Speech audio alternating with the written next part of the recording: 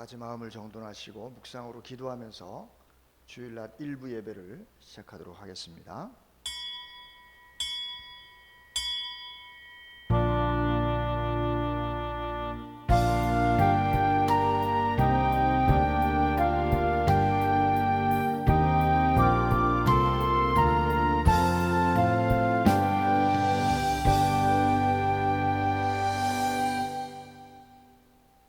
하나님은 영이시니 예배하는 자가 신령과 진정으로 예배할지니라.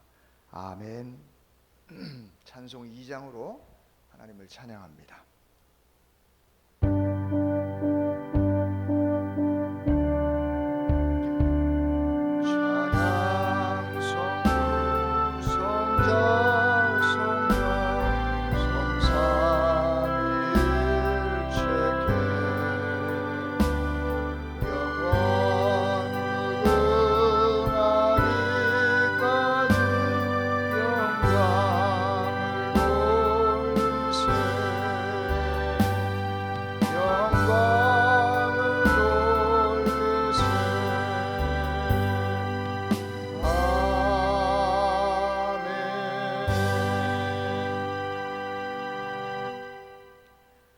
교동문 18번을 함께 교독합니다. 찬송가 뒤에 있는 교동문 18번입니다. 여호와여, 내가 주께 피하오니 나를 영원히 부끄럽게 하지 마시고 주의 공의로 나를 건지소서.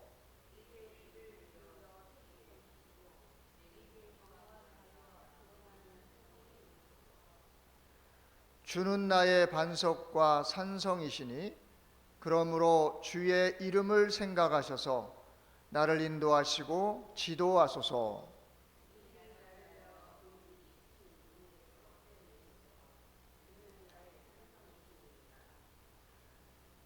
내가 나의 영을 주의 손에 부탁하나이다. 진리의 하나님 여호와여, 나를 속량하셨나이다.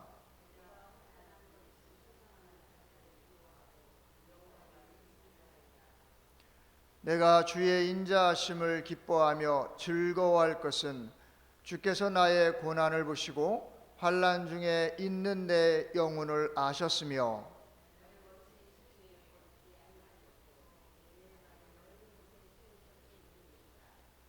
아멘. 사도신경으로 우리의 신앙을 고백합니다.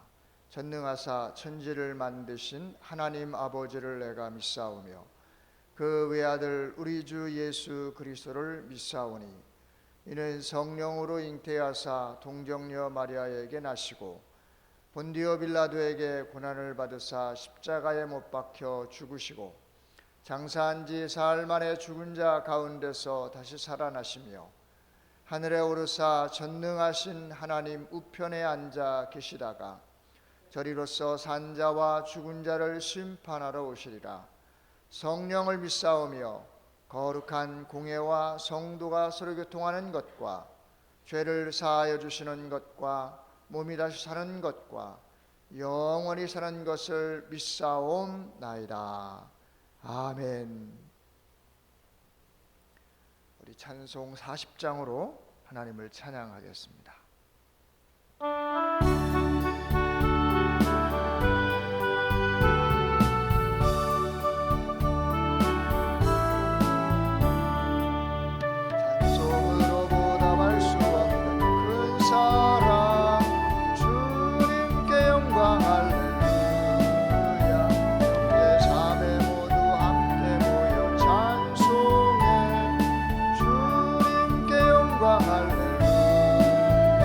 하나님의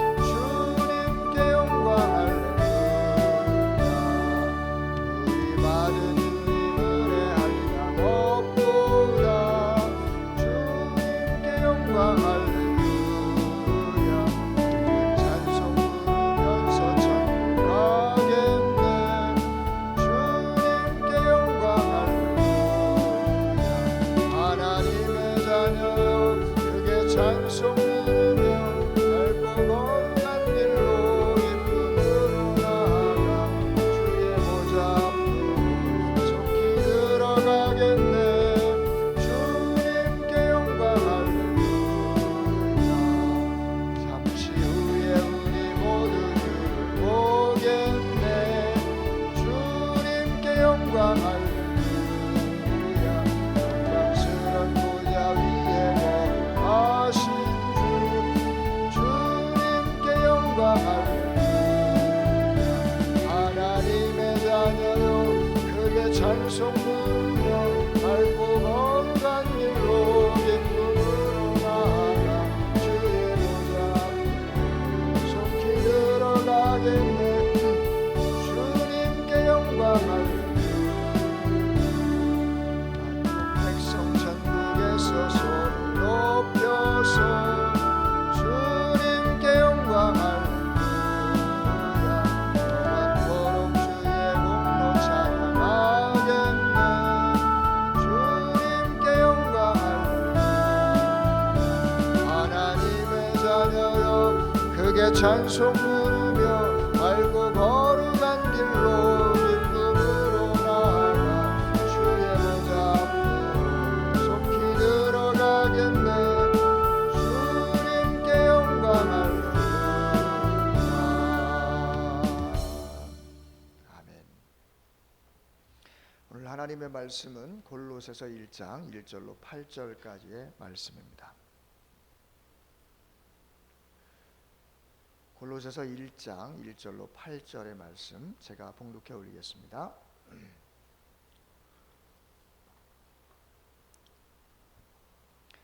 하나님의 뜻으로 말미암아 그리스도 예수의 사도된 바울과 형제 디모데는 골로새에 있는 성도들 곧 그리스도 안에서 신실한 형제들에게 편지하노니 우리 아버지 하나님으로부터 은혜와 평강이 너희에게 있을지어다. 우리가 너희를 위하여 기도할 때마다 하나님 곧 우리 주 예수 그리스도의 아버지께 감사하노라. 이는 그리스도 예수 안에 너희의 믿음과 모든 성도에 대한 사랑을 들었으며 너희를 위하여 하늘에 쌓아둔 소망으로 말미암음이니 곧 너희가 전에 복음 진리의 말씀을 들은 것이라. 이 복음이 이미 너희에게 이름에 너희가 듣고 참으로 하나님의 은혜를 깨달은 날부터 너희 중에서와 같이 또한 온 천하에서도 열매를 맺어 자라는도다.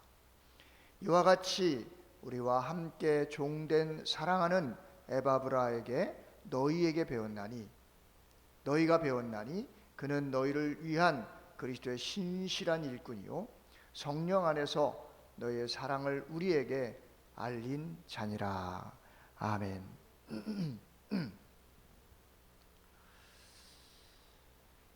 사랑하는 성도 여러분, 오늘 거룩한 주일에 하나님께서 우리에게 크신 은혜를 베풀어 주실 것을 믿습니다. 우리는 지난 시간까지 해서 이제 빌립보서를 마무리하고 오늘부터는 골로새서를 살펴보면서 은혜를 나누려고 합니다. 바울의 옥중 서신이라고 하면 에베소, 빌립보, 골로새, 빌레몬서인데 이 옥중 서신을 우리가 계속해서 이어가도록 하겠습니다.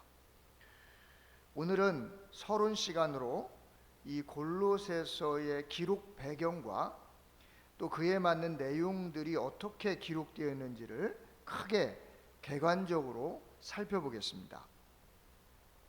골로새서는 바울이 골로새 지역에 있는 교회에 편지를 써서 보낸 서신입니다.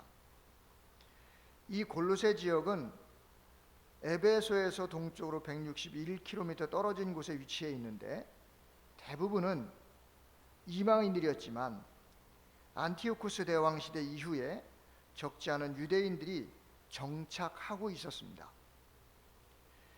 이 골로새 교회는 바울이 에베소에서 3년간 머물면서 사역하던 그 시기에 시작되었는데 바울이 직접 세운 교회는 아니었습니다. 당시 에베소를 방문했다가 그리스도를 영접하고 골로새로 돌아갔던 이 에바브라가 세운 교회로 추정이 됩니다. 본문 7절에 보게 되면 이와 같이 우리와 함께 종된 사랑하는 에바브로에게 너희가 배웠나니 이렇게 말하고 있거든요. 에바브로가 그들을 가르쳤다라고 하는 증거를 봤을 때 아마도 에바브로가 이 골로새 교회를 세운 사람으로 그렇게 알 수가 있게 됩니다. 자, 그런데 문제는 이 골로새 교회가 세워지고 얼마 되지 않아서 거짓 교사들에 의해 교회 내의 이단 사상들이 퍼져나가게 되었던 겁니다. 특별히 그들은 영지주의자들의 사상을 가지고 물질은 영적인 것보다 열등하다는 주장을 하면서 예수 그리스도는 하나님보다 열등한 존재라고 가르쳤습니다. 심지어 천사 숭배 사상을 통해서 신비한 체험을 강요하기도 했고 또 금욕주의를 주장했던 이단 사상이었습니다. 자, 이러한 이단 사상이 골로새 교회에 급속도로 퍼져나가자 에바브라는 로마 감옥에 투옥되어 있었던 바울을 방문한 겁니다. 그래서 바울은 이러한 상황들을 듣고 골로새 교인들에게 올바른 신앙의 교훈을 가르치기 위해서 옥중에서 편지를 써서 보냈던 것입니다. 자, 이러한 배경 속에 기록되었던 골로새이기 때문에 그 주요 내용들을 보면 교리적인 부분들이 함축되어져 있습니다. 특히 그리스도론에 대해서 1장 15절부터 2장 23절까지 가르치고 있는 것을 볼 수 있고요. 특히 이 부분에서 그리스도의 온전한 신성과 메시아적인 사역을 통해서 이룬 구원에 대한 부분을 가르치며 또 거짓 이단 사상에 대한 경고의 메시지를 기록하고 있습니다. 자, 그리고 나서 이제 3장 1절부터 4장 마지막 절까지에서는 성도의 올바른 신앙생활과 가정 또 사회생활, 기도, 언어생활과 같은 신앙적인 권면을 하고 그 다음에 마무리를 하게 되어집니다. 자, 이러한 배경적인 부분과 골로새서 전체 내용의 흐름을 이해하고 우리가 차근차근 이제 살펴가도록 하겠습니다. 자, 오늘은 골로새서 서론 부분으로 바울의 문안 인사와 함께 그들이 처음 에바브라에게 들었던 복음에 대한 진실성을 언급하고 있습니다. 이 본문의 말씀을 통해 우리는 두 가지를 정리하려고 하는데, 첫 번째는 바울이 서론에서 밝히고 있는 자신의 사도권에 대한 말입니다. 사도권. 1절과 2절에서 자신의 사도권을 먼저 언급하면서 문안 인사를 하고 있는 것을 볼 수 있습니다. 하나님의 뜻으로 말미암아 그리스도 예수의 사도된 바울과 형제 디모데는 골로새에 있는 성도들 곧 그리스도 안에서 신실한 형제들에게 편지하노니 우리 아버지 하나님으로부터 은혜와 평강이 너희에게 있을지어다 라고 문안 인사를 합니다. 자, 먼저는 바울이 서두에서 문안 인사를 하면서 자신의 신분을 사도라고 밝히고 있습니다. 사실 이 바울 서신에 보게 되면 많은 곳에서 바울이 자신의 사도권에 대한 이야기를 먼저 문안 인사에 하고 있는 것들을 많이 볼 수 있습니다. 고린도전서 1장 1절에서는 하나님의 뜻을 따라 그리스도 예수의 사도로 부름받은 바울과 이렇게 표현하고 있고, 갈라디아서 1장 1절에서도 예수 그리스도와 죽은 자 그를 죽은 자 가운데서 살리신 하나님 아버지로 말미암아 사도된 바울은 이렇게 표현을 하고 있습니다. 또 에베소서 1장 2절에 보게 되면 하나님의 뜻으로 말미암아 그리스도 예수의 사도된 바울은 이렇게 말하고 있고, 디모데전서에서도 1장 1절에 그리스도 예수의 명령을 따라 그리스도 예수의 사도된 바울은 이렇게 말합니다. 바울은 이처럼 서신서를 시작하면서 자신의 신분을 먼저 사도라고 하는 것으로 밝히고 있는 것을 알 수 있습니다. 오늘 본문인 골로새서 1장 1절에서도요 그리스도 예수의 사도된 바울이라고 말을 하고 있습니다. 그러니까 이 부분은 매우 중요합니다. 왜 그런가 하면 특히 이 골로새 교회 같은 경우는 서두에도 말씀드렸지만 바울 자신이 세운 교회가 아니었습니다. 그렇기 때문에 더욱 골로새 교인들에게 편지를 보내는 사람이 누구인가? 지금 이 편지를 보내고 있는 사람은 사도라는 사실을 분명히 해야 그 다음부터 가르치는 모든 내용들이 하나님의 말씀의 권위를 가질 수 있기 때문입니다. 그래서 바울은 자신을 그리스도의 사도라고 소개를 먼저 하고 있는 겁니다. 사도는 문자적인 의미로 보면 보냄을 받은 자라고 하는 뜻입니다. 자신은 복음을 전파하기 위해 하나님께로부터 보냄을 받은 자로서 사도라고 소개하고 있는 거죠. 그러면서 1절에서는 바울과 함께하고 있는 디모데에 대해서 언급을 하고, 그 다음에 7절에 가서 보게 되면 골로새 교회를 개척했던 에바브라도 자신과 동일한 하나님의 일꾼으로 바른 복음의 메시지를 가르친 사람이다라는 것을 밝히고 있는 겁니다. 왜냐하면 당시 교회에 침투했던 거짓 교사들의 이단 사상이 깊이 물들어가고 있었기 때문에 이 거짓 이단 사상이 진리가 아니라 처음 복음을 전했던 그 에바브라의 가르침이 진리라는 것을 밝히려고 하고 싶었던 것입니다. 7절 8절에 보게 되면 이와 같이 우리와 함께 종된 사랑하는 에바브라에게 너희가 배웠나니 그는 너희를 위한 그리스도의 신실한 일꾼이요 성령 안에서 너의 사랑을 우리에게 알린 자니라, 이렇게 말합니다. 자, 여기에 나오는 에바브라는요, 우리가 흔히 잘 알고 있는 에바브로디도의 축약형으로 같은 인물입니다.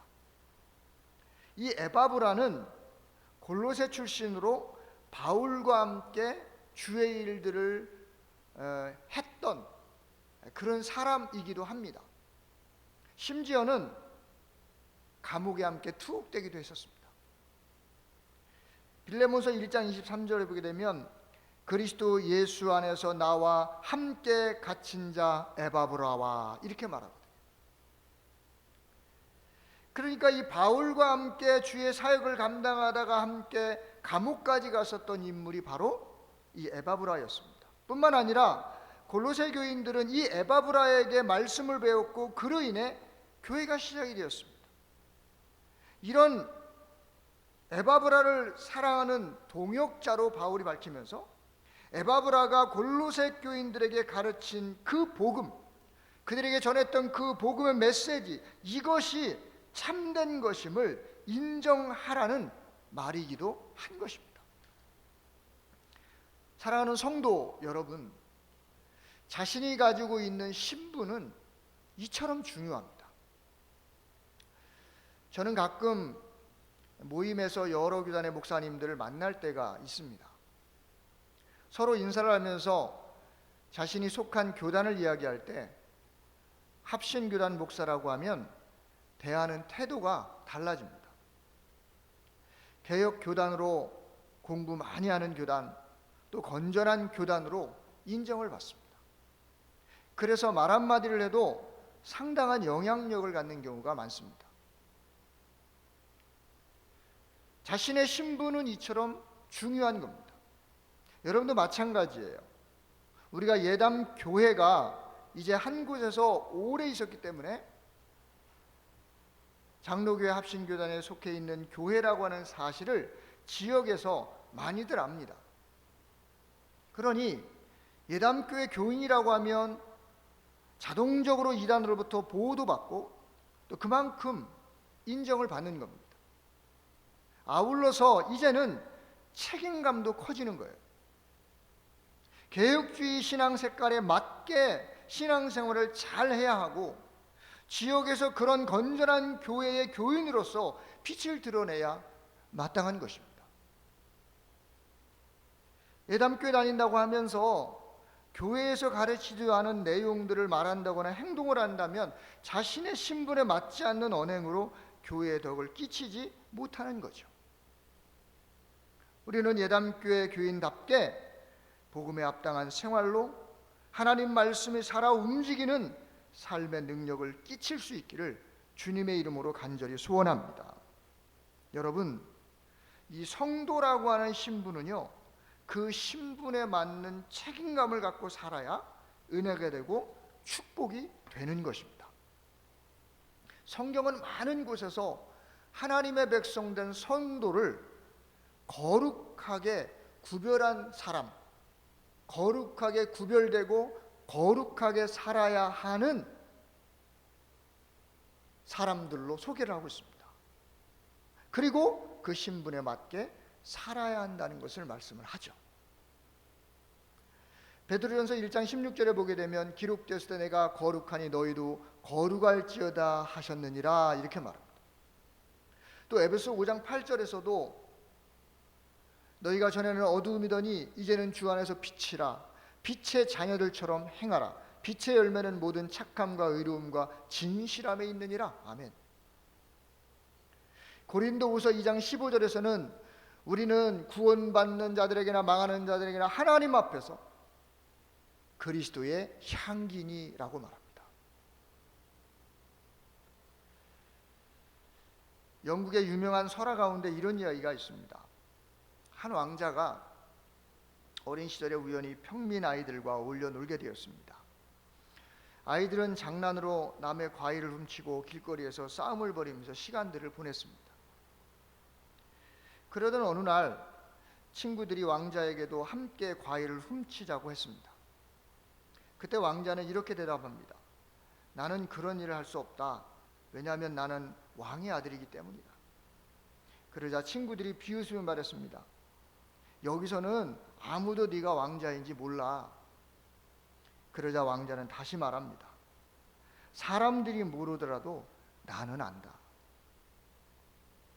그는 아무도 보는 사람이 없었지만 자신의 신분을 잊지 않았습니다. 우리도 마찬가지예요. 세상은요, 우리가 하나님의 자녀인지 관심이 없을 수 있습니다. 그러나 성도는 사람들이 보든 보지 않든 나는 하나님의 자녀라고 하는 이 신분 의식을 가지고 살아야 마땅한 것이죠.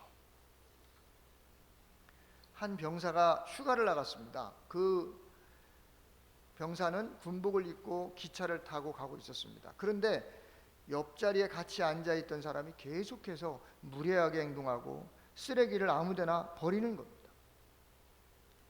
잠시 후 이 신병도 먹고 남은 음료수 캔을 창밖으로 던지려다가 문득 생각했습니다. 참, 내가 지금 군복을 입고 있지. 그는 캔을 다시 주워서 가방에 넣었습니다. 그는 자신의 행동이 나 한 사람의 문제가 아니라 군 전체의 이미지를 훼손할 수 있다는 것을 알고 있었던 것입니다. 신분은 책임을 동반합니다. 성도도 마찬가지예요. 우리가 단순히 개인이 아닙니다. 우리는 그리스도인이라고 하는 이름을 가진 사람들입니다. 우리의 말과 행동을 통해서 사람들이 그리스도를 판단하기도 합니다.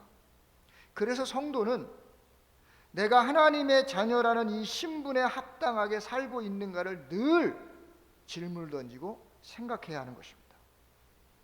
사랑하는 성도 여러분, 이 시간 우리의 신분을 한번 깊이 생각해 봅시다. 하나님의 백성으로서의 거룩한 성도의 신분입니다. 또 빛의 자녀의 신분입니다. 세상에 빛과 소금의 역할을 감당해야 하는 신분입니다. 그리스도의 향기와 같은 신분이죠. 여러분 꼭 기억하십시오.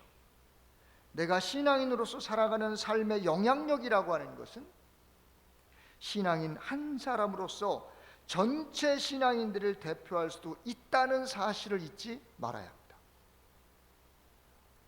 내가 하는 작은 일 하나부터 해서 큰 일에 이르기까지 세상이 인정할 만한 성도의 신분을 드러내서 은혜를 끼치고 하나님의 뜻을 세상 앞에 당당히 드러내는 거룩한 하나님의 사람들이 될 수 있기를 간절히 축원합니다. 자, 그 다음에 두 번째로 복음이라고 하는 것은 열매를 맺고 자라나는 살아있는 하나님의 말씀이라고 하는 거예요. 6절에 보게 되면 이 복음이 이미 너희에게 이름에 너희가 듣고 참으로 하나님의 은혜를 깨달은 날부터 너희 중에서와 같이 또한 온 천하에서도 열매를 맺어 자라는도다 이렇게 말합니다. 여러분, 그리스도의 말씀이 곧 복음입니다. 예수 그리스도의 십자가의 구원이 복음이죠. 이 복음으로 말미암아 구원받은 백성들이 모여 교회 공동체를 이루며 날마다 영적으로 열매를 맺고 자라는 기적을 이루고 있는 것을 믿습니다. 그 삶의 현장이 바로 오늘 본문의 골로새 교회이고 더 나아가 저와 여러분들이고 예담교회인 것을 믿습니다. 복음은 살아있는 하나님의 말씀이기 때문에 생명력을 가지고 열매를 맺고 자라나는 것입니다. 바울은 골로새 성도들이 에바브라를 통해 접한 이 복음은 그 지역에 한정된 것이 아니라 지중해 연안 전역에 퍼져가고 있음을 언급하고 있습니다. 바울이 이 서신을 쓰고 있는 당시 복음은 다메섹, 안디옥, 고린도, 에베소뿐만 아니라 로마까지 전파되어 가고 있었습니다. 바울은 이 복음이 결국에는 세상 끝까지 전파되고 그를 통해 수많은 사람들이 그리스도인이 될 것을 확신하고 있었던 것이죠. 여러분, 이처럼 복음이라고 하는 것은 자라고 열매를 맺는 생명력을 가지고 있음을 믿으시기를 바랍니다. 에베소서 4장 13절에 보게 되면 우리가 다 하나님의 아들을 믿는 것과 아는 일에 하나가 되어 온전한 사람을 이루어 그리스도의 장성한 분량이 충만한 데까지 이르리니 라고 말합니다. 장성하는 거죠. 자라나는 겁니다. 열매를 맺는 거죠. 사랑하는 성도 여러분, 우리가 가진 이 복음의 능력이라고 하는 것은 그래서 자람과 열매로 나타나야 마땅한 겁니다. 왜냐하면 살아있는 생명력이기 때문에 그래요. 마태복음 7장 16절부터 보면 그들이 열매로 그들을 알지니 가시나무에서 포도를 또는 엉겅퀴에서 무화과를 따겠느냐. 이와 같이 좋은 나무마다 아름다운 열매 있고 못된 나무가 나쁜 열매를 맺나니 좋은 나무가 나쁜 열매를 맺을 수 없고 못된 나무가 아름다운 열매를 맺을 수 없느니라. 아름다운 열매를 맺지 아니하는 나무마다 찍혀불에 던져지리라. 이러므로 그들의 열매로 그들을 알리라 라고 말합니다. 맞습니다. 복음을 간직한 구원받은 백성은 선한 열매를 반드시 드러나게 되어 있습니다. 한 농부가 어린 아들에게 사과씨 하나를 보여주면서 물었습니다. 얘야, 이 안에 무엇이 들어있겠니? 그 아들은 사과나무 한 그루요 라고 대답을 했습니다. 그러자 아버지가 말했습니다. 아니야, 이 씨앗 안에는 수천 개의 사과와 수많은 과수원들이 들어있단다.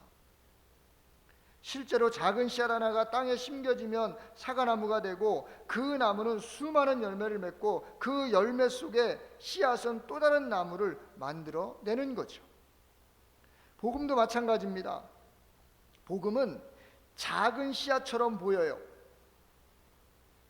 말씀 한 절, 전도 한 마디, 예배 한 번 구별하는 것 별거 아닌 것처럼 보일 수 있습니다. 그러나 하나님의 생명이 담긴 복음은 사람의 심령에 던져지면 반드시 자라나고 열매를 맺는 겁니다. 씨앗 안에 거대한 숲이 있듯이 복음 안에는 거대한 하나님의 나라가 담겨져 있음을 믿으시기를 바랍니다. 19세기 영국의 한 마을에 악명 높은 술 주정뱅이가 있었습니다. 그는 술만 마시면 가족들을 괴롭히고 동네 사람들과 싸움을 벌이기 일쑤였습니다. 그러던 어느 날 교회에 나갔다가 복음을 듣게 되었습니다. 그는 예수님을 영접했고 그날 이후 조금씩 삶이 변하기 시작했습니다. 술을 끊기 시작했고 가족들에게 사과했고 성실하게 일하기 시작했습니다. 몇 년 후에 마을 사람들은 이렇게 말했습니다. 저 사람은 완전히 다른 사람이 되었다. 그의 변화는 가족들에게 영향을 주었고 자녀들의 다 교회 나올 수 있게 되었고 또 이웃들도 복음에 관심을 갖게 되었던 겁니다. 복음은 단순한 지식이 아닙니다. 복음은 사람을 새롭게 만드는 하나님의 능력인 것입니다. 한 사람 안에서 시작된 복음은 가정으로 이웃으로 공동체로 퍼져나가며 열매를 맺는 것입니다. 사랑하는 성도 여러분, 우리가 믿는 복음은 이와 같은 생명력을 지닌 것으로 자라 열매를 맺는 보물인 것입니다. 나 하나가 복음으로 변화되기만 하면 내게 연결된 가정과 교회와 사회가 영향을 받는 겁니다. 복음의 능력으로 살아계신 하나님의 일하심을 날마다 밝혀가는 저와 여러분들의 남은 생이 꼭 될 수 있기를 주님의 이름으로 간절히 축원합니다. 사랑하는 성도 여러분, 오늘 우리는 이제 골로새서 첫 시간으로 골로새서 전체의 내용의 흐름과 함께 두 가지를 정리했습니다. 하나는 바울이 서론에서 밝히고 있는 자신의 신분입니다. 사도권에 대한 신분이에요. 사도권. 바울이 먼저 사도권을 인정받아야만 그 다음에 권면을 해도 하나님 말씀으로서의 권위가 드러나듯이 자신의 신분은 이처럼 매우 중요한 것입니다. 우리가 가진 성도로서의 신분은 세상 앞에 드러나는 그리스도의 향기라는 사실을 잊지 말고 신분에 맞는 책임감으로 세상 앞에 당당히 서는 저와 여러분들이 되었으면 좋겠습니다. 또 하나는 복음은 생명력을 가지고 있습니다. 복음은 열매를 맺고 자라나는 살아있는 하나님의 말씀인 것입니다. 여러분, 복음은 죽은 게 아니에요. 살아있는 생명력을 가진 파워입니다. 나 하나가 복음으로 바로 서게 되면 그 영향력은 어마어마한 것입니다. 사랑하는 성도 여러분, 복음을 통해 내 믿음이 자라나고 열매를 맺어 능력 있는 그리스도인들이 되셔서 살아계신 하나님을 날마다 드러내는 저와 여러분들이 되시기를 주의 이름으로 간절히 축원합니다. 기도하겠습니다. 아버지 하나님, 감사합니다. 오늘도 거룩한 주일에 우리가 한자리에 모여서 하나님의 은혜를 상고하고 하나님 앞에 감격으로 서게 하심을 감사를 드립니다. 아버지 하나님, 오늘도 이제 하나님의 말씀을 통하여 우리의 신분이 얼마나 귀하고 영향력 있는가를 다시 한번 깨닫습니다. 또 뿐만 아니라 내 가슴 속에 들어온 이 복음은 살아 역사하는 하나님의 말씀인 것을 믿고 그 살아있는 말씀이, 그 복음이 날마다 우리를 변화시키고 그래서 복음을 접한 한 사람으로서 변화되어서 나와 연결되어 있는 가정과 교회와 사회를 변화시키는 그러한 참된 그리스도인으로서 우리가 설 수 있도록 저희들을 성령으로 강건적으로 붙잡아 주시고 역사해 주시옵소서. 예수님의 이름으로 기도하옵나이다. 아멘. 광고 말씀드리겠습니다.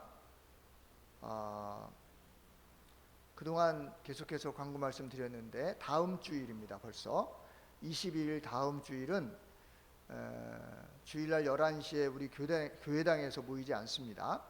전교인 야외 예배로 다녀오게 되는데 오전 11시까지 우리 매년마다 가고 있는데 자연과 하루로 모여주시면 되겠습니다. 주소도 다 적어놨으니까 주소 찍고 11시까지 오셔서 함께 예배하고 또 즐거운 시간을 보내고 돌아오도록 그렇게 하겠습니다.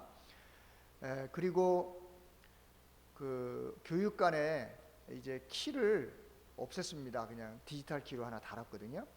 그래서 이제 주일날에는 제가 그냥 이 건전지를 빼놨기 때문에 그냥 여닫이를 할 수가 있어요. 그러나 평일에 오시면 번호키를 넣고 들어가야 됩니다. 그 번호키 번호는 똑같아요. 교회당하고 그냥 3927로 했습니다. 그러니까 그렇게 아시고, 혹시라도 교회 오셨다가 교육관에 들리실 일이 있으시면 3927로 해서 이렇게 들어가시면 되겠습니다. 또 한 주간도 평안하시고 건강하게 지내시다가 다음 주일에 야외에서 또 기쁜 마음으로 함께 만나서 예배하고 또 하나님의 은혜를 찬양하는 그런 시간을 가지시기를 소원합니다. 우리 축도함으로 오늘 일부 예배를 모두 마치도록 하겠습니다. 지금은 우리 구주 예수 그리스도의 은혜와 하나님 아버지의 극진하신 사랑하심과 성령의 교통하시는 은혜가 오늘도 거룩하고 복된 주일에 함께 모여서 하나님을 예배하고 또 주의 말씀을 통하여서 우리가 가지고 있는 이 신분이라고 하는 것이 얼마나 중요한 것인가를 깨닫고